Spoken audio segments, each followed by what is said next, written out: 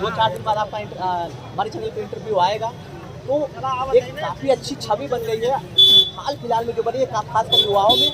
हम जहाँ तक फेसबुक चला रहे हैं तो लोगों देख रहे हैं कि फेसबुक पे जन्मेजय यादव जी काफ़ी छाए हुए हैं। अभी उनसे हम बात की, हम लोगों से जुड़ चुके हैं। जन्मेजय जी हम लोगों से जुड़ चुके हैं, जो प्रत्याशी पद के प्रबल दावेदार माने जा रहे हैं फूलपुर पवई विधानसभा से। तो जन्मेजय जी, आप हमसे जुड़े इसके लिए आपका पहले तो बहुत बहुत धन्यवाद। क्या कहना चाहेंगे युवाओं को जो इस समय समाजवादी पार्टी के साथ है? आपको बहुत बहुत धन्यवाद, आपने हमें अवसर दिया अपनी बात रखने का। हम उन नौजवान साथियों का तहे दिल से धन्यवाद ज्ञापित करते हैं जो हमारे राष्ट्रीय नेतृत्व माननीय अखिलेश सिंह यादव जी में आस्था रखकर, विश्वास रखकर उनके साथ कदम से कदम मिला करके एक जन सैलाब के रूप में चलने का काम किया है। निश्चित रूप से हमारे उत्तर प्रदेश में माननीय अखिलेश जी आने वाले हैं और उनकी जो नीतियां रही हैं, जो जन कल्याणकारी योजनाएं रही हैं, उससे हमारी ये आम जनमानस प्रभावित हुआ है पिछली सरकार में।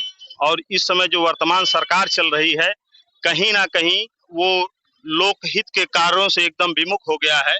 वो वर्ग विशेष का ध्यान दे रही है और बहुत से वर्ग के लोग पीड़ित हैं और वो चाहते हैं कि इस जो वर्तमान सरकार को उखाड़ फेंका जाए। अरुण कांत यादव जी जो विधायक हैं यहाँ पे वर्तमान में फूलपुर पवई से, कुछ आरोप भी लगाए हैं सपा पे, उसके बारे में आपका क्या राय है? समाजवादी पार्टी से लोगों ने अपनी पहचान बनाई है। समाजवादी पार्टी के द्वारा ही इन लोगों की पहचान रही है। आरोप और प्रत्यारोप लगाना आसान चीज है, लेकिन समाज में एक स्थान बनाना बहुत ही कठिन बात है। मैं आपको बताना चाहता हूं, मैं स्वर्गीय डॉक्टर राम बहादुर यादव का पुत्र हूं, जो पूर्व में 1999 में एक जनसभा के माध्यम से आदरणीय मुलायम सिंह यादव जी ने हमारे पिताजी को विधानसभा लड़ने का टिकुरिया के मैदान में घोषणा किया था, जिसका पूरा फूलपुर विधानसभा आम जनमानस इस चीज को जानती है। उस समय मेरी उम्र बहुत कम थी, मैं 14 साल का था मेरे पिताजी के साथ जब घटना हुई थी। तो मैं आपसे बताना चाहता हूं, संघर्ष करके मैंने अपने तीन बहनों की शादी किया, मैंने अपने भाई की शादी की, मैंने अपने आप को पैरों पे खड़ा करके आप आम जनमानस के बीच आने का काम किया। जब मैं संघर्ष करके जनता के बीच आया तो मुझे कहीं ना कहीं इस चीज का आभास हुआ कि आम जनमानस मुझे पसंद कर रहा है, नौजवान मुझे पसंद कर रहा है। नौजवान जो हमारे साथ जुड़ने का काम किए, उनके पिताजी हमारे पिता के किए हुए कार्यों को उन लोगों से बताए और वो नौजवान बहुत आसानी से मेरे साथ जुड़ रहा है। मुझे बहुत बहुत खुशी है इस बात का। और मैं नौजवानों को और उन बुजुर्ग हमारे पिताजी के मित्रों को भी मैं धन्यवाद ज्ञापित करता हूँ कि उन लोगों ने इस तरह के नौजवान को आगे बढ़ाने के लिए एक हौसला देने का काम किया। मैं उनको तहे दिल से धन्यवाद भी देता हूँ। मैं बताना चाहता हूँ, मेरे पिताजी आम जनमानस में एक ऐसी छवि बनाए थे, एक ऐसा नेता थे, एक ऐसा जनसेवक थे। उन्होंने अगर जिसके पैर में चप्पल नहीं हुआ करता था तो वो चप्पल देने का काम करते थे। ठंड में, बुढ़ापे में टिटूरते हुए लोगों को अगर देखते थे वो साल नहीं है, स्वेटर नहीं है, तो उनको साल और स्वेटर ओढ़ाने का काम करते थे। उनके इसी त्याग और तपस्या के कारण वो इतने लोकप्रिय हो चुके थे कि आम जनमानस के हर लोगों के दिलों में वास करने लगे थे। तो मैं जब इस चीज को जन जन में जाने का काम किया और इस उनके नेक कार्यों को आज 22 साल हो जाने के बाद भी हमें जिस तरह से लोकप्रियता मिल रही है, जिस तरह से हमें लोग अपने गोद में उठाने का काम करते हैं, मैं तहे दिल से इस आम जनमानस को धन्यवाद ज्ञापित करता हूं और आशा भी करता हूं कि हमारे राष्ट्रीय नेतृत्व माननीय अखिलेश यादव जी हम पर विश्वास करके हमें अवसर देने का काम करेंगे। इसी क्रम में मैं प्रयास भी जारी रखा हूं और आम लोगों से मिलने का भी काम कर रहा हूं।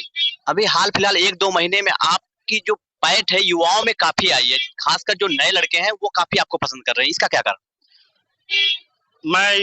मैं इस चीज को भली भांत समझ सकता हूं, क्योंकि नौजवान ये चाहता है कि हमारे चेहरे को हमारा नेता जाने, हमारे चेहरे को हमारे नेता द्वारा पहचाना जाए। जब मैं अपने नौजवान भाइयों के बीच में जाता हूं तो उनको उनका नाम लेकर बुलाने का काम करता हूं, उनकी पहचान, उनको यह एहसास दिलाता हूं कि आप हमारे समाजवादी पार्टी को मजबूत करने के लिए एक मजबूत कड़ी हो। और इस चयन को मजबूत करने के लिए मैं निरंतर प्रयासरत हूं। और निश्चित रूप से मैं आपको बताना चाहता हूं, मैं समाजवादी पार्टी में आस्था रखता हूं। हमारे पिताजी समाजवादी पार्टी में रहे और मैं समाजवादी पार्टी के लिए ही प्रचार कर रहा हूं। मैं साइकिल में विश्वास रखता हूं, मैं साइकिल के लिए प्रचार कर रहा हूं और निश्चित रूप से आपको विश्वास दिलाना चाहता हूं कि साइकिल के साथ चल करके साइकिल का सरकार बनाने के लिए पूरी तन्मयता से काम करूंगा और नौजवान साथियों को अपने साथ लेकर चलने का काम करूंगा। इसी विश्वास के साथ मैं उम्मीद करता हूं कि हमारे नौजवान साथी जिस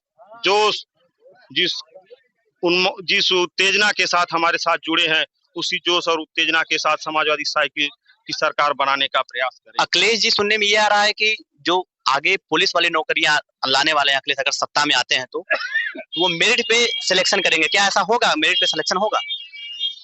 अब ये देखिए, शासन का निर्णय होगा, हमारी सरकार आएगी, कैबिनेट का बैठक होगा, उस समय उस तरह की किस तरह की योजनाएं, किस तरह की जो नीतियां बनती हैं, इस पे विचार किए जाएंगे।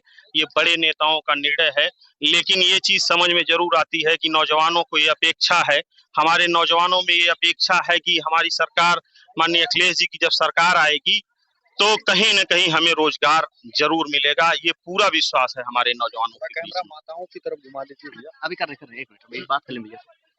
योगी जी कह रहे हैं काफी ज्यादा हम लोगों ने यहाँ पे विकास किया उत्तर प्रदेश में, और देखने में ऐसा कुछ लग रहा है जो पूर्वांचल एक्सप्रेसवे बना था, अखिलेश जी ने कहा जाता है कि शिलान्यास किया था, और योगी जी क्रेडिट ले रहे हैं। उस पर आपका क्या राय है? ये कहने की बात नहीं है, हम आपको बताना चाहते हैं कि हमारी पूर्व में जब सरकार थी, माननीय हमारे नेताजी आदरणीय मुलायम सिंह यादव जी यहाँ के सांसद थे और हमारी गवर्नमेंट द्वारा यहाँ 3000 करोड़ रुपए का पैकेज दिया गया। यहाँ एक मिनट बात कर लें। यहाँ 3000 करोड़ रुपए का पैकेज दिया गया, जिसके अंतर्गत आप इस चीज को समझ सकते हैं कि हमारे यहाँ गन्ना मिल बनी सठियाओं में, एक्सप्रेसवे का हमारी जमीन ने हमारे राष्ट्रीय अध्यक्ष जी ने खरीदा अपनी ही गवर्नमेंट में, हमारे यहाँ ट्रामा सेंटर आया, हमारे यहाँ तमाम तरह के पुल बने।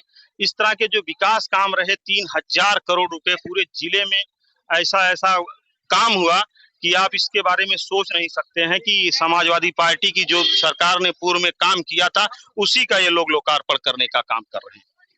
फूलपुर पौई विधानसभा में आप हैं, श्याम बहादुर जी भी हैं, रमाकांत यादव जी भी हैं, तो टिकट किसको मिलेगा? क्या ये परेशानी नहीं होगी अखिलेश जी के लिए?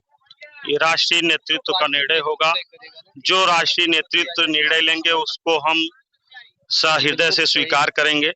हम साइकिल का प्रचार कर रहे हैं, हमारा हक बनता है, क्योंकि 1999 हमारे पिताजी को टिकट का घोषणा हुआ था, और अगर राष्ट्रीय नेतृत्व को इस चीज का एहसास होगा कि आम जनमानस हमारे तरफ झुकाव कर रहा है, अगर वो हमें विश्वास करते हैं, तो निश्चित रूप से फूलपुर पौई की विधानसभा उनकी झोली में डालने का प्रयास करूंगा, और निश्चित रूप से जनता उनके विश्वास पे खरी उतरेगी। यही हम आपसे अपनी बात। जी एक बार फिर से जी बताइए। भैया जी को हम लोग यहाँ का टिकट दिलवाने का पूरा प्रयत्न करेंगे, और हम लोग ये चाहेंगे, देखिए भैया जी उस छोर के हम बारी के, परंतु हम देखिए इस लास्ट छोर के हैं, फिर भी भैया हमसे मिल रहे हैं। इससे बड़ा सबूत क्या हो सकता है कि इनके लिए, हमारे लिए, जो जनमानस के अंतर्गत इनके हृदय में जो प्रेम भरा हुआ है, वो साफ झलक रहा है कि भैया जी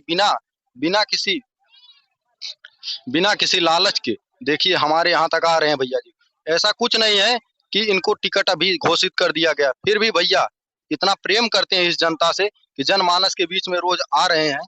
और भैया जी बताए कि आपके पिताजी राम बहादुर यादव डॉक्टर, जैसे मेरा उस समय जन्म नहीं हुआ था, परंतु मैं लोगों की कही सुनाई बातों से जानता हूँ। भैया ने जब बताया कि आपके पिता डॉक्टर स्वर्गीय राम बहादुर यादव जी हैं, तो मैं तुरंत उनके जान गया, और मैं तुरंत से इनके हृदय समर्पण करके इनके साथ हूँ, तब से मैं इनके साथ खड़ा हूँ। जय हिंद, जय भारत। जन्मेजय जी, आप हमसे जुड़े, आपका बहुत बहुत धन्यवाद।